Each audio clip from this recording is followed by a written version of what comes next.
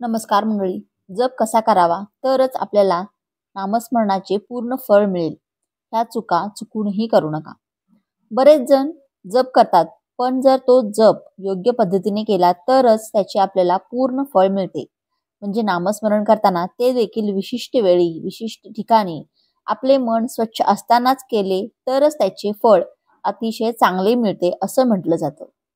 आपण काम करताना, झोपताना, उठताना, बसताना किंवा कोणाशी भांडण करताना देखील मनातल्या मनात नामस्मरण करू शकतो. नामस्मरण ही दिलेली अमूल्य अशी देणगी आहे की ज्याच्यामुळे माणसाच्या जीवनातील सर्व समस्या नष्ट होऊन माणूस संपूर्णतः सुखी होतो. नामस्मरणामध्ये एवढी ताकद आहे की जगातील कोणतीही शक्ती नामस्मरणाला कधीच हरवू शकत नाही. म्हणून ते नामस्मरण जर आपण मनापासून केलं तर आपल्याला त्याचे फळ अगदी पूर्णपणे मिळेल. नामस्मरण करण्यासाठी, जप करण्यासाठी कोणते नियम पाळावेत जे अतिशय गरजेचे आहेत, ज्यामुळे आपल्याला नामस्मरण केल्याचे पूर्ण फळ मिळेल.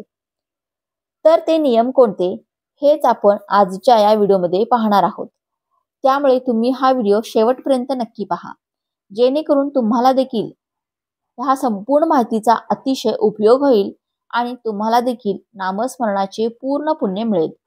तुमची देखील जीवनातील सर्व संकटे नष्ट होतील. तसेच माझी तुम्हाला एक विनंती आहे की कृपया चॅनेलवरती नवीन असाल तर सबस्क्राईब करा आणि व्हिडिओला एक लाईक करून कमेंटमध्ये श्री स्वामी समर्थ किंवा तुमच्या इष्टदेवतेचे नाव नक्की लिहा. नंबर 1, जप माळेवर जप केल्यानंतर कपाळाला जप माळ लावून प्रथम डाव्या नेत्राला नंतर उजव्या नेत्राला तिचा स्पर्श अवश्य करावा. डाव्या हाताने कधीही माळेला स्पर्श करू नये. जप माळ नेहमी उजव्या हातातच पकडावी. नित्य जपाची माळ मनगटात किंवा गळ्यात धारण करू नये. माळेवर जप करताना मण्यांचा आवाज करू नये. जपाची माळ नेहमी पवित्र ठिकाणीच ठेवावी. कुठून तरी आल्यावर किंवा मग अशुद्ध अवस्थेत, अस्वच्छ असताना, स्नान केलेले नसताना चुकूनही जप माळेला स्पर्श करू नये. जप करण्याची योग्य पद्धत शास्त्रनिहाय गोमुखी वापरून जप करावा किंवा तसेच बोटांच्या सहाय्याने जप करावा. गोमुखीने केलेला जप उजव्या हाताने वस्त्र आवरण करून गुप्त रूपाने जप केल्याने अनिष्ट बाधांपासून मुक्ती मिळते. म्हणजेच जप करताना आपल्या हातावर आणि जप माळेवर काहीतरी कापड झाकून ठेवावे. त्यामुळे तो जप अतिशय प्रभावी होतो असं शास्त्रांमध्ये सांगण्यात येतं. अंगठ्याच्या साह्याने जप केल्याने मोक्ष प्राप्ती होते. तर्जनीने जप केल्याने शत्रुनाश होतो. मध्यमेने जप केल्याने धनप्राप्ती होते. अनामिकेने जप केल्याने शांती प्राप्त होते. करंगळीने जप केल्याने सुंदरता प्राप्त होते. जपाची सुरुवात मेरुमण्यांपासून करावी, मात्र शेवटी मेरुमणी ओलांडून पुढे जाऊ नये. जप पुढे चालू ठेवायचा असेल तर उलट क्रमाने पुन्हा मेरुमण्याकडे यावे. जपाची शास्त्रीय पद्धत: मधल्या बोटाच्या मधल्या पेरावर मणी आणून त्यावर अंगठ्याने दाब देऊन मणी शरीराच्या दिशेने ओढणे. या प्रक्रियेमुळे विद्युत शक्तीची निर्मिती होते. अंगुष्ठ मध्यमा योगात सर्व सिद्धी प्रसादने मंत्र महारण अंगठा व मध्यमेने जप केल्याने सर्व सिद्धी प्राप्त होतात असा याचा अर्थ होतो. जप करताना डोक्यावर काहीतरी झाकण असावे. यामुळे आपल्याला जप केलेल्याचे पूर्ण पुण्य आपल्याला मिळते. अन्यथा तो जप आकाशात जातो असं म्हटलं जातं. जप पूर्ण झाल्यावर माळ जमिनीवर न ठेवता ताम्हणात किंवा देवाच्या आसनाजवळ ठेवावी. तसेच खुंटीवर किंवा उघड्या जागेत सहज कोणाच्याही दृष्टीस पडेल अशी न ठेवता लाकडाच्या, चांदीच्या किंवा हस्तिदंताच्या डबीमध्ये ठेवावी. ही माळ पूर्वी कोणीतरी वापरलेली नसावी. स्वतःसाठी वेगळी नवीन माळ असावी. जप माळ कशी असावी? रुद्राक्ष मनोरथ पूर्ण करणारी, पोवळे, विपुल संपत्तीप्रद, स्फटिक सौभाग्यप्रद असे असावे. प्रत्येक मणी तांब्याच्या तारेत अंतर सोडून गुंफलेले असावेत किंवा गाठ नसलेल्या धाग्यांमध्ये गुंफलेले असावेत. मणी फार बारीक अथवा मोठे नसावेत. प्रत्येक मणी बोटाने सहज ओढता येईल असा असावा. सर्वसामान्य जपमाळेत 108 मणी असतात. मध्यभागी मोठा मणी मेरुमणी असतो. जपमाळेतील 108 मणी विद्युत शास्त्रात 108 या अंकाचा खुलासा मिळतो. प्रतिदिन जपाच्या मंत्रांची निश्चित संख्या ठरवावी व जप करावा. जप करताना शक्यतो सकाळी ब्रह्ममुहूर्तावर जप करणे तो अतिशय फायदेशीर ठरतो.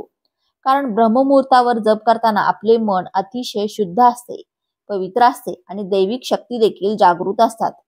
त्यामुळे ब्रह्ममुहूर्तावर केलेला जप अतिशय शुभ आणि फलदायी होतो. जपमाळ ही सदैव स्वच्छ ठेवावी, तिची व्यवस्थित काळजी घ्यावी, कारण आपण प्रभावशाली मंत्राचा जप त्या जपमाळेवर करत असतो.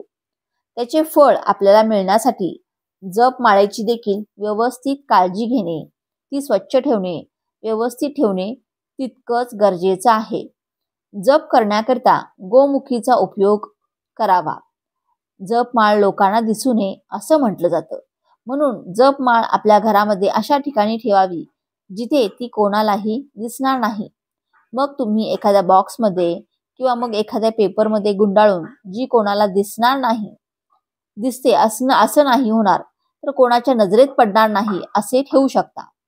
माळेकडे अवधान न जाता त्या माळेतील मणी सहज सरकवता येतील असे असावेत. माळेतील मणी खेळते असावेत, म्हणजेच जप करताना आपल्याला सहजरित्या ते खाली सरकवता येतील असे असावेत. माळ जी असते आपली ती तुटलेली फुटलेली नसावी. मधल्या बोटाच्या पेरावर माळ ठेवून अंगठ्याच्या टोकाने सरकवावेत. सवयीने ते अंगवळणी पडते. जर तुम्ही दररोज जप करत असाल तर या गोष्टीची तुम्हाला सवय लागून जाते व आपोआप आपल्या मधल्या बोटाने मणी सरकवला जातो. माळेमध्ये 108 मणी असले तरी ती संख्या 100च धरावी. 13 मण्यांपासून जपाला प्रारंभ करावा. मेरू मणी ओलांडून जाऊ नये. माळेचा तो 109वा मणी असतो. जप झाल्यावर माळ पोथीत अथवा पांढऱ्या कापडाच्या पिशवीत ठेवावी. पिशवी लहान व स्वच्छ असावी. ती माळ कोणाला दिसू नये अशीच ठेवली पाहिजे. माळेमध्ये सामावलेले मंत्रशक्ती तसेच सामावून राहते, ती इतरांच्या नजरेस पडत नाही. म्हणून माळ कोणाला दिसणार नाही याची काटेकोरपणे काळजी घ्या. जर तुम्ही बाथरूमला गेला असाल आणि बाथरूममध्ये आंघोळ करत असाल तर देवी माता लक्ष्मीचा कधीही जप करू नये.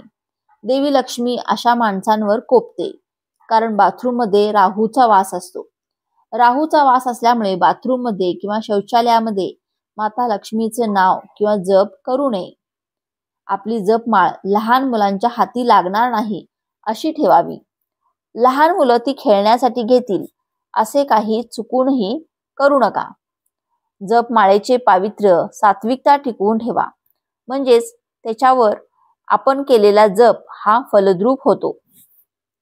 जप केल्याने आपल्याला जे समाधान मिळते त्या माळेमध्ये जी सात्विकता असते ती टिकून राहिली पाहिजे. म्हणून जप माळेला इकडे तिकडे कुठेही ठेवू नका.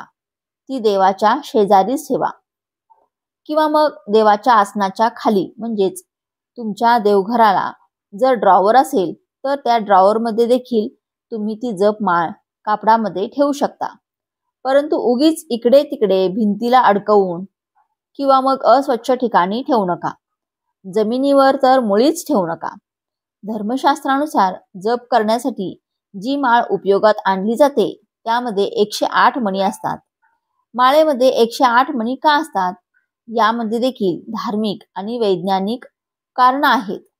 रुद्राक्ष माळ, तुळशीची माळ स्फटिक किंवा मोत्याने बनलेली असते. या माळांमध्ये चमत्कारिक प्रभाव असतो. या माळेने एखाद्या मंत्राचा जप केल्यास कोणतेही कठीण कार्य सिद्धीस जाते. तुळशीची माळ ही माळ विशेषतः भगवान विष्णूंच्या मंत्राचा जप करण्यासाठी वापरली जाते. याशिवाय भगवान राम, भगवान श्रीकृष्ण यांच्या मंत्रांचा जप करण्यासाठी देखील तुळशीची माळ वापरली जाते. कारण भगवान विष्णू, भगवान श्रीकृष्ण, भगवान राम हे सगळे विष्णूचे अवतार आहेत. म्हणून विष्णूंचा जप करण्यासाठी तुम्ही तुळशीची माळ वापरू शकता. स्फटिकाची माळ ही माता दुर्गेच्या सर्व रूपांच्या मंत्राच्या जपासाठी वापरली जाते. याशिवाय तुम्ही धनाची देवी माता लक्ष्मी आणि विद्येची देवी माता सरस्वती यांच्या मंत्र उच्चारासाठी देखील स्फटिकाची माळ वापरू शकता. रुद्राक्षाची माळ, रुद्राक्षाच्या माळेने भगवान शिवाचा जप केला जातो आणि रुद्राक्षाच्या माळेवर भगवान शिवाचा जप करणे देखील खूप शुभ मानले जाते.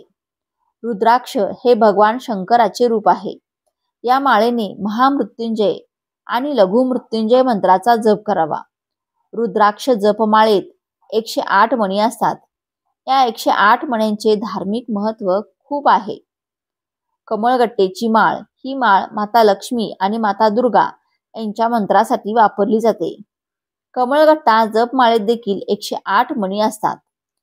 देवांच्या नामस्मरणासाठी मंत्र जप हा सर्वश्रेष्ठ उपाय आहे.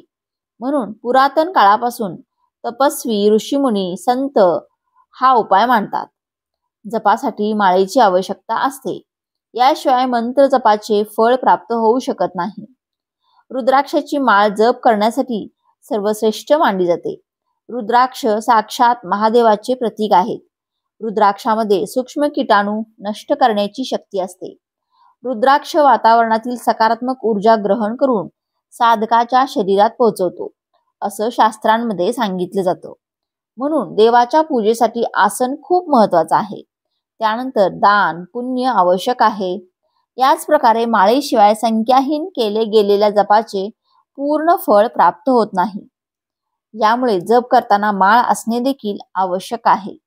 जप निश्चित केलेल्या संख्येच्या आधारावर केला तर योग्य राहते. यासाठी माळेचा उपयोग केला जातो. म्हणून जप करताना माळ अवश्य असावी. माळेमध्ये फक्त 108 मणीच का असतात याची वेगवेगळी कारणे आहेत. शास्त्रांमध्ये सांगितले जाते की या श्लोकानुसार एक सामान्य पूर्ण रूपाने स्वस्थ व्यक्ती दिवसभरात जेवढा वेळा श्वास घेतो त्याच्याशीच माळेच्या मण्यांची संख्या 108 याचा संबंध आहे. सामान्यतः व्यक्ती 24 तासांमध्ये 21,600 वेळा श्वास घेतो. दिवसातील 24 तासांमध्ये 12 तास दैनिक कार्यामध्ये व्यतीत होतात आणि शिल्लक राहिलेले 12 तास व्यक्ती 10,800 वेळेस श्वास घेतो. याच काळांमध्ये देवी देवतांचे ध्यान करणे आवश्यक आहे. शास्त्रानुसार व्यक्तीने प्रत्येक वेळी श्वास घेताना म्हणजे पूजेसाठी निश्चित केलेल्या 12 तासांमध्ये 10,800 वेळेस परमेश्वराचे ध्यान करणे आवश्यक आहे. परंतु हे शक्य नाही. यासाठी 10,800 वेळेस श्वास घेण्याच्या संख्येमधून शेवटचे 2 शून्य काढून जपासाठी 108 संख्या ठरवलेली आहे. या संख्येच्या आधारावर जपाच्या माळेमध्ये 108 मणी असतात. अशा प्रकारे जप माळेची काळजी तुम्ही जर घेतली तर तुम्हाला निश्चितच जप केल्याचे पूर्ण फळ मिळेल. तुमचा जप फलदायी ठरेल आणि तुमच्या सर्व इच्छा, आकांक्षा पूर्ण होतील. जप करण्याचे फायदे. नंबर 1, मानसिक आरोग्य. जप केल्याने मानसिक ताण लक्षणीयरित्या कमी होतो आणि मन शांत राहते. नंबर 2, यामुळे एकाग्रता वाढते आणि विचारांमध्ये स्पष्टता येते. नंबर 3, आंतरिक शांती. जप केल्याने आंतरिक शांती आणि भावनिक कल्याण प्राप्त होते.